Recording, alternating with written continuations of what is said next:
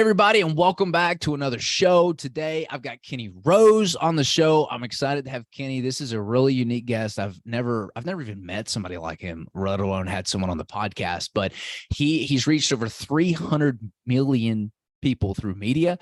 He's become a franchise and an alternate asset authority. He's been featured in Business Insider, Forbes, ABC, and he's got a book, More Than Just French Fries. His insights are globally recognized. He earned his FINRA Series 7 and Series 66 licenses at Merrill Lynch. He shifted to franchise brokeraging, and there is where he guided entrepreneurs to the selection and evaluation of over 600 franchises in 100 industries. Kenny, welcome to the show. Thanks for having me. Great to be here. Well, it's an honor, man. So I'm excited to jump in. I want to talk about franchising today. I want to talk about like investing in franchises. I mean, this is a very specific niche. This is nuanced. This is not something that they teach you in college or business school. Before we jump into those, give the listeners who don't know you a little bit of context on your background. You know, where'd you come from and how did you get into this? Yeah, I get that one a lot. It's honestly, like you said, there's no college education. That's where I got really curious about it. But I kicked off my career on the investment side of things. I was at Merrill Lynch as a financial advisor up in San Francisco, which I know a lot of people have been flocking from there to your neck of the woods. And when I was doing it, this is when robo-advisors started really coming up out of the woodwork. And also between that and kind of like the big wirehouse feel, it just wasn't a career I wanted to keep pursuing. And so, I started talking to friends and family, trying to get an idea of like what would make sense. And, family friend, he was the CEO of a company that coaches CEOs. So like great person to talk to until he threw me an absolute curveball. He said, "What do you know about franchises?" And I mean, honestly, 5 years of my upbringing, I lived in a small Colorado town that didn't have franchises. So it was like a very obscure question to be asked. And I'm like, McDonald's, Subway, Taco Bell. I'm like, what do you know about franchises? And that's when I found out his company was a franchise. So I'm like, wait, there's a franchise for coaching CEOs?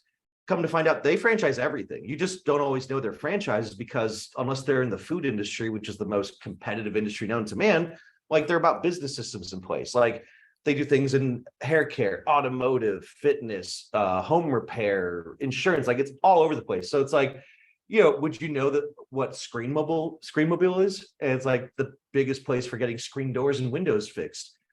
Obscure, but would you know it's a franchise? No. But when you go and look for their service, they're the ones who come up as highly rated, easy to find, and a good background there.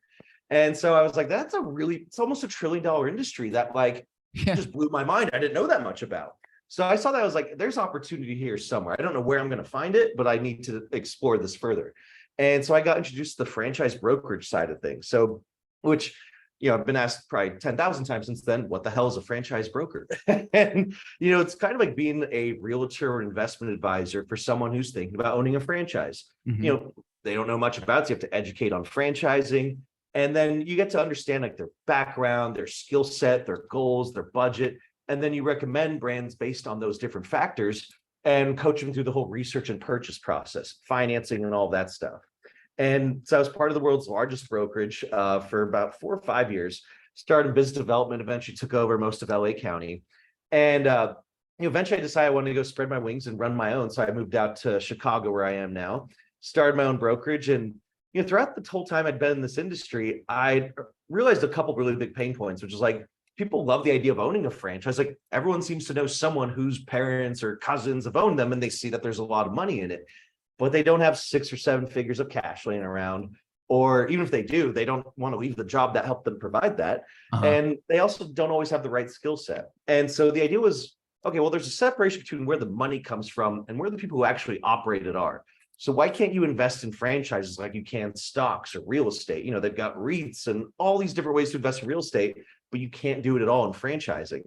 And so that's when we decided to create FranShares, the first platform where you can invest in franchises like stocks for as little as $500. So it's literally creating an investment class, but also democratizing it so anyone can get involved.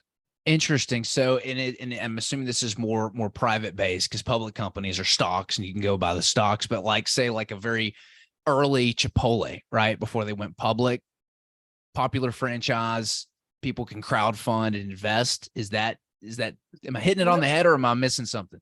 Yes and no, because even with the stocks, you're still investing in the stock of the public company that's above all the franchises. But people like investing in small businesses that produce cash flow and predictable results. A lot of people are looking, especially like real estate investors, you're looking for like, how can I develop these extra income streams? And when you invest in like a McDonald's stock, yeah, they can have dividends, but you're going to be lucky if it's a couple points that you're getting on that cash flow basis. Right. Versus investing in the actual franchise locations, you get to see much higher dividends. You get to see that equity side of things, so that as the business scales, your equity scales too. A lot quicker to grow your equity in a new location of something as opposed to entire McDonald's corporate in their 70 years of experience. And on top of that, people really like the idea of investing in your community. So a lot of what we're developing is like, you're going to have a national portfolio soon. So where you actually go eat, work out, get your hair cut at, you own a piece of that. And, as opposed to a lot of types of investments, that's like an actual tangible investment that you can see growing, and you can actually contribute to it. You can go be a customer. You can go tell your friends to go to those businesses. And so it's definitely a bit different than, going straight into the actual stock itself. Yeah. So it's crowdfunding for franchises, but not just big name franchises, also, smaller, cash flow heavy, but established businesses as well. Yeah. Yeah. So there's more franchise brands out there than there are stocks on the stock market. So, you can do some of these, the less high growth, but easier income, like the big blue chip name brands, like you mentioned. But then also some people want to go higher on the risk side. Like, hey, I'm willing to invest in something that's got a lesser number of locations because I can get better territories on that. Or I'm going to see more growth because that, company or industry hasn't been around. So, there's a lot of different ways that you can invest within the franchise world. I want to get your take on this. So I think that we're an inflection point in the demographics of business owners. All these baby boomers who have these fantastic businesses, they have a solid customer base. It's not going anywhere. They got good systems and processes, but it's kind of lacking that modern touch, right? I think that if you're positioned, for private equity, being able to, to buy these business, or in a position like you, where you crowdfund, you raise money to, to take over and kind of just, revitalize these businesses that have been going for, 30, 40 years. There's never been a better time in history for this, because there's 10,000 baby boomers retiring a day, and they make up the majority of these small businesses that are currently in the economy. So there's going to be this huge wealth transfer where either the business is going to get passed on. Oh, and that's another thing, is a lot of their sons and daughters are not positioned to take the business over. They've got other dreams. They want to travel the world. They want to rent. They don't want to, be held down somewhere. And so that business is either just going to close shop and market share is going to go, to whoever's currently there, or they're going to sell it to somebody. And so I think there's never been a better time to do this. What are you seeing out there right now? Do you feel like there's an opportunity here in your specific space? One of the biggest opportunities of all time. Like, you hit the nail on the head. Like, I've been thinking about this for a long time. Like, just like you have the great wealth transfer underway, you have the great franchise transfer that's starting up too. Because at something like 65% of franchises are owned by baby boomers. So like you said, they're retiring, and frankly, their kids are not the type to roll up their sleeves and get their hands dirty. And so they've got to sell these things. And we're actually in a really unique position because honestly, I've worked with a lot of people in the franchise industry over the years. I've never met a franchisee or franchisor that's got great things to say about the private equity guys that invested in them. And so, I try and put myself in the shoes of the seller. You're this person who spent 20, 30 years building up this network of businesses.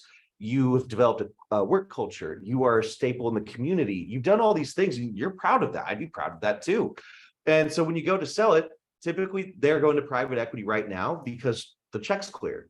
But when you're looking for like, what are their actual goals? They want to see their business continue to thrive in the community. They want to see these great employees that they've fostered over the years. But when you sell it to private equity, they're going to give the axe to a whole bunch of the people right off the bat. And they're going to start cutting corners because their investment horizon is like that 3 to 5, maybe 7 years. Versus with us, we want to be long-term investors because we don't need to flip it. We have a trading platform so people can, switch out shares if they want to do that.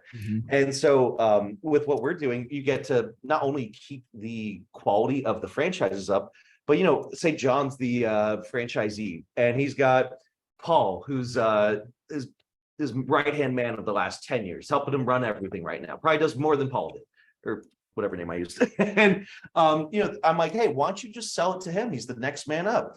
It's like, oh, I love that guy. He's like a son to me. I was at his wedding, but he doesn't have 30 million bucks to buy me out. And that's when I get to say, well, we do. And there is no better person in the entire world to run these businesses than that guy right there. So I'd like to partner with them. And so for the franchisee, this is great. I get like a succession plan I didn't know I'd have. I get to keep that company culture in there, and they're going to run it very similar to I did. It's going to remain a good part of the community. Mm-hmm. And on top of that, you'll actually end up drastically increasing the value of these businesses because we prioritize those local investors. So now you've got built-in customer base, built-in evangelists, because if you own a piece of it, you're going to go there and tell everyone. You want to support it. Yeah. And so that's where we've got a ton of opportunity because, again, you want to put yourself in the shoes of the seller. Like, yes, there's deals that are going to be out there, but you have to wonder why they're going to sell to you of all people. Like, it's not always a money thing. And if it is, someone's always got more money. And so what are you going to be able to do to offer them? And so that's where I see a great opportunity for us and, just everyone across the country with this going forward. I'm kind of curious what kind of check boxes you're looking for when it comes to acquiring a franchise. And I want to kind of I'm very interested in like how you structure things. And I want to kind of compare it to like our real estate deals and see if there's some correlation there. But like, what are the check boxes that need to be made? Like my uncle, for example, he owns an HVAC business. It's definitely not a franchise. And, he's trying to sell this business right now. And, he's got long-term customers and clients and residual income, but like he is the business. Yeah. Like that's the problem is he is the bookkeeper and he does this. He's got 6 employees and, granted great revenues, but it's like, what are you buying exactly? So I'm kind of curious, like what are those check boxes for your acquisition criteria? Yeah. So, honestly, we try and take a top-down approach where first we're looking at the industry is like, what industry are they in? Because again, franchising covers so many different areas. So for each industry, are they growing industries? Are they recession resistant? Are they Amazon resistant? That's what like things I love, like hair care and automotive, like Amazon's not trying to get into those games. And so then you try and look at, okay, this industry is good. What are the best brands within those industries? And there's a number of ways that you can determine all of this. What's really cool about the franchise world that most people don't know is it's regulated by the Federal Trade Commission. So as part of that, you have to provide a lot of disclosure to protect consumers who could be purchasing a franchise. And they call it a franchise disclosure document. So it's everything from who's the leadership team? What's the business experience? What are the company financials? Is there litigation against the franchise? How much do locations cost? What are franchisees doing on like a revenue or net perspective? And so you're able to research a ton about the franchise before you even get down to the franchisee level. And so we want to know this is a good industry. This is a good brand, and we have vetted this brand. And, you want to look for things like what are the average unit performance like? What's competition in it like? You shouldn't be the only one in it. I mean, franchising is not about creating industries. Generally, it's about consolidating industries. And then you're looking at the actual franchisee level and seeing, what their company financials are like. What type of business is it? What's their experience in it? What are their growth plans? We're not here to just take cash off the table for people. We're investing in expansion. Because a lot of franchisees, especially these ones that are really the mom and pops that are working in it every day, and it's their business, not just someone who wrote a check. Those people have the hardest time getting loans to expand.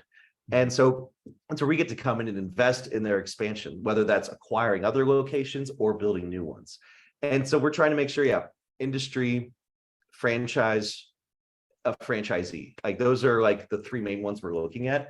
And there's a lot of other parts that go into it. Like we especially like things that have recurring revenue, or, I mentioned recession resistant industries.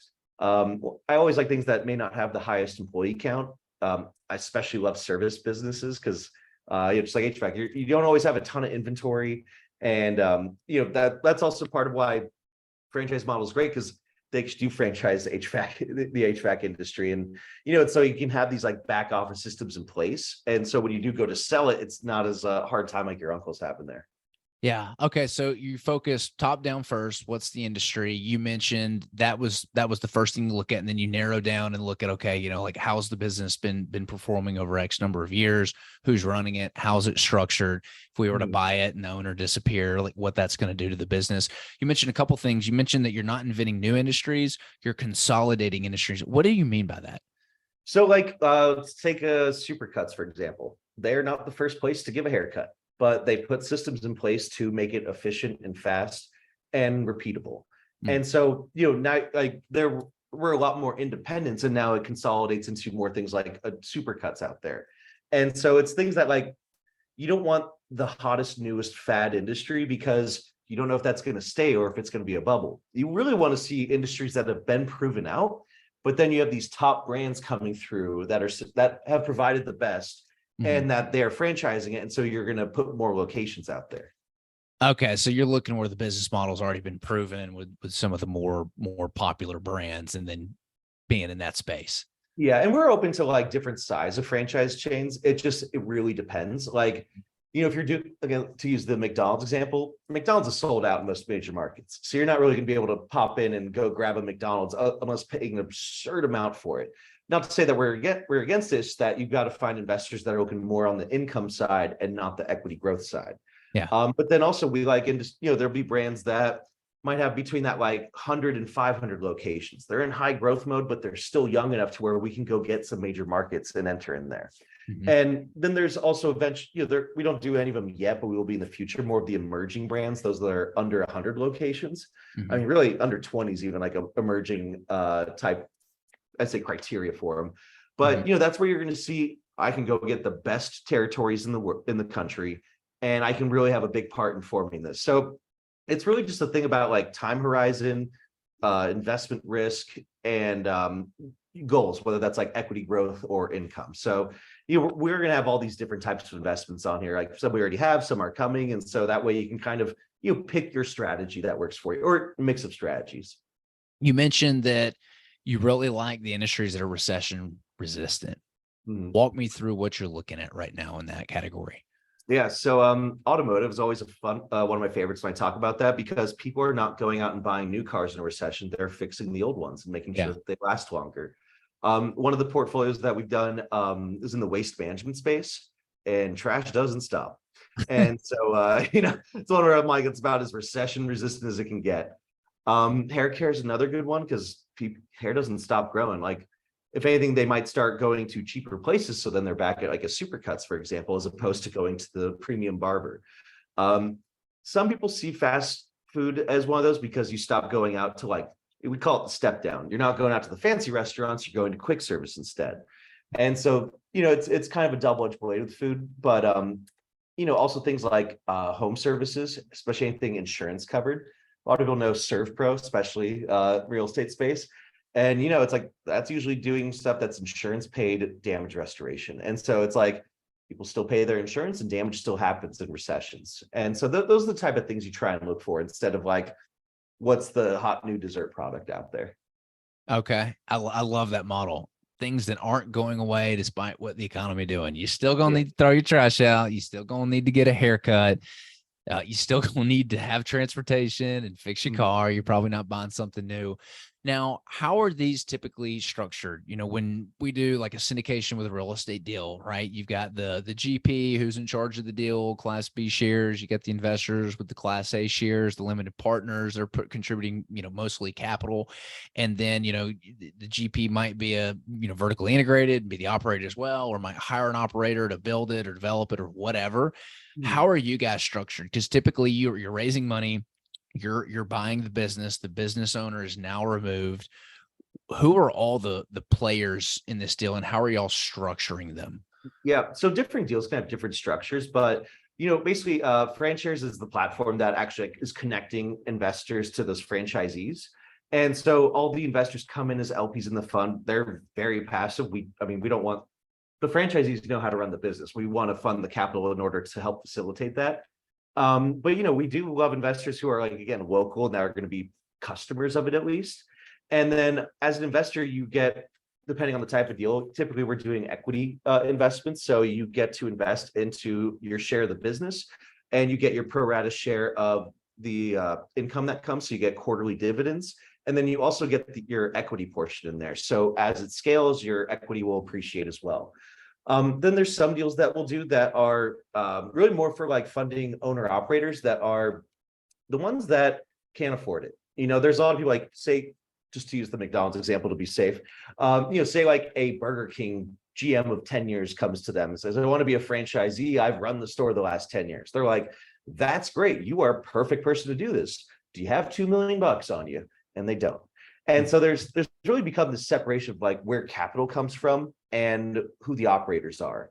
And so we really like to fund it as like you're investing into these operators. So if you're investing into like an existing operation, you'll get like your pro rata share of it.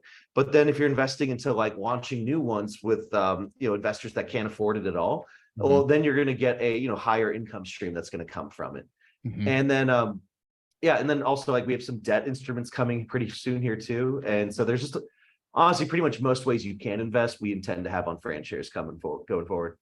So it's probably a pretty similar underwriting analysis. How much is it cash flowing? What's the history? Where's the value add opportunity? Speaking of which, like, where are y'all seeing a value add opportunity? Because it's probably the same. You're looking at specific industries like, oh, which ones have the greatest purchase price or sales price to earnings ratio, right? How can we influence the cash flow or the net operating income of the business? Maybe this might be kind of fun. Like, do you have maybe a recent deal that y'all did and closed, or like a past deal where y'all were able to acquire something and kind of go through the value add strategy? Because I'm very interested in this, because I know there's a lot of people that invest in real estate that listen to this. They invest in multifamily. They're very familiar with it. Office buildings, we do entry level housing, and it's pretty. They know how to look at it from a real estate investment. How can that translate over to this? Like, where would you see the value add opportunity, et cetera? Yeah, there's a couple different areas, and also some of them are like very unique to how we do it. So for one, the operator themselves, like especially when you're going to acquire an existing location of something, a lot of times it's because the operations didn't go well, or like they just kind of coasted back and weren't really like in there every day trying to make it run the best way possible. And that's again because you need to invest in owner operators, not check writers. A lot of people, they come off the corporate world and they're like, cool, I'll write $1 million check and hire someone to run it. But then they start thinking like, oh, well, I can save 30 grand here by getting a cheaper GM, and 20 grand here a year by doing this real estate place instead of that. Oh, I can save 10 grand here by doing less grand opening marketing. And so they think they're Warren Buffett and they just saved 70 grand, but really they just destroyed their whole investment, because they're usually going to hire they're paying too little for a general manager. And they also want to keep all the profits. So you have to invest in owner operators to really run and focus on the operations. That's one area of value add, is like bringing the actual operators in-house and in an ownership position. The next is by who we're investing with. So when you have all these local investors that are going to be in the local area, well, now you've got a huge influx of new customers that you can convert into repeat customers. And they're evangelists that are going to tell all their friends to go there. So you got this huge marketing aspect of like, it's like a marketing injection into that business. But then there's also where we can add value as a platform ourselves. So it's not just bringing capital to these businesses, but it's helping them with different other types of software, from how you get permitting to how you recruit your employees to how they're doing marketing. And basically by being a centralized platform, we sign on for larger deals that we can then bring these services to all the smaller franchisees. Because despite what people might think, like some people think like, oh, they're just major conglomerates, they got all the money in the world. It's like, no, those are local small businesses. I don't care which way you want to dress it up. Those are local people who invested their money locally, who hired local people. And when you spend money there, it stays in your community. And so like, if you've got 2 locations and maybe 20 employees, it's very tough to go get like a software platform that's usually meant for like 100-person companies. And so that way we're able to invest in these type of platforms and then really sub-license it out to all the other franchisees within those systems. So there's a couple different ways you can do it there, but those are the main ones that we look at. I love what you said. One of the biggest value adds is you say whoever's operating that business, like it could be a salary general manager, you try to figure out a way to give them a piece of the upside in the equity. I mean, I can't think of a better way to incentivize somebody who is going to make that business, that franchise, successful. And another strategy I'm sure is just the growth, opening, new locations. What kind of strategies? I'm just kind of curious, if you're a franchise, what does the growth strategy look like if things are going well? Yeah. So it also depends if you're like the franchisor or individual franchisee. Uh-huh. Like looking at the franchisor level, they're looking to scale across the country into new markets. Yeah. Ones like McDonald's obviously started decades before and they've been able to like get all that. But now newer brands want to be able to do this too. And even legacy brands, you could have like Bojangles, almost 1,000 locations, but they're kind of stuck in the Southeast. And so when we come and work with someone like them, their focus is on expansion, and that means getting into new markets. And so it's how do you get into markets in the best way possible? You need proper capitalization, proper owner operators, and warm reception in the market. Because how it's been done traditionally is that you kind of just wait until someone with the right amount of money comes and says, yeah, let's say they're trying to get to Phoenix. And it's like, all right, well, you're gonna have to wait until someone comes by the few $1,000,000 who's saying that they really believe in Phoenix and Bojangles. That's already a tough thing to find out. More brands and stocks out there. Why are they picking that one specifically?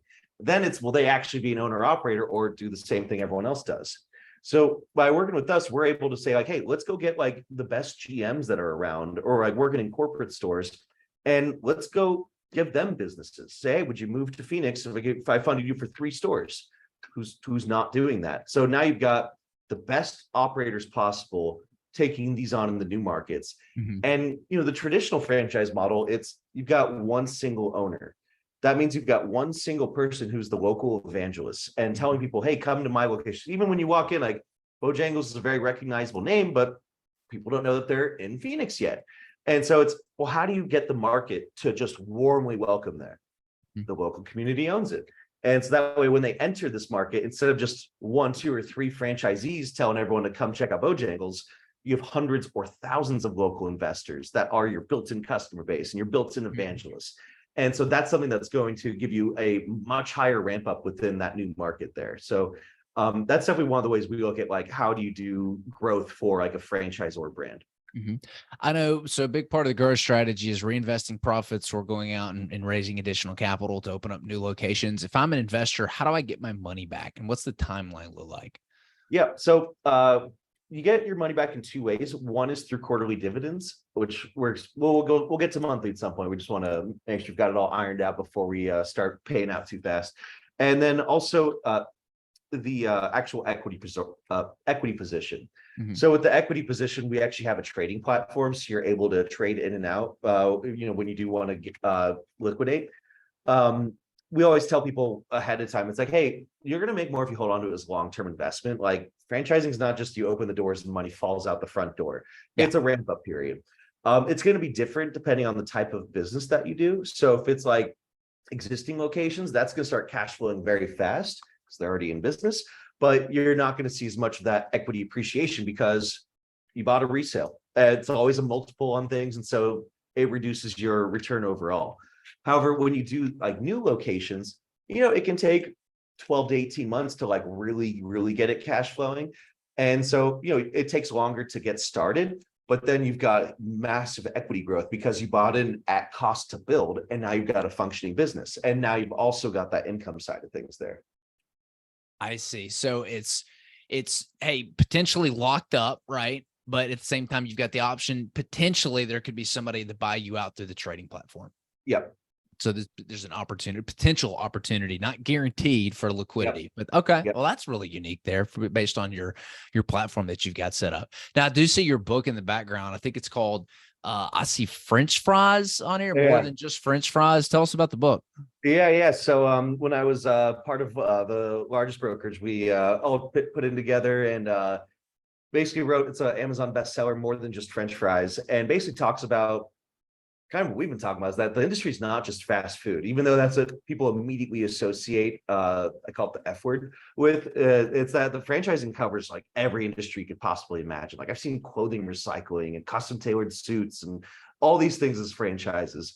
And, in that portion, I wrote a chapter on why millennials are the future of franchising. And, big thing I mentioned there is that like, a lot of us, we're entrepreneurial people, but doesn't it feel like every idea has already been done? Yeah.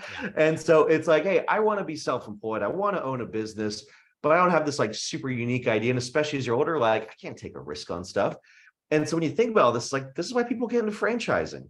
And so I think like as you have more and more entrepreneurial minded people, you're going to get more and more people who are really interested in this. They just need to understand it more.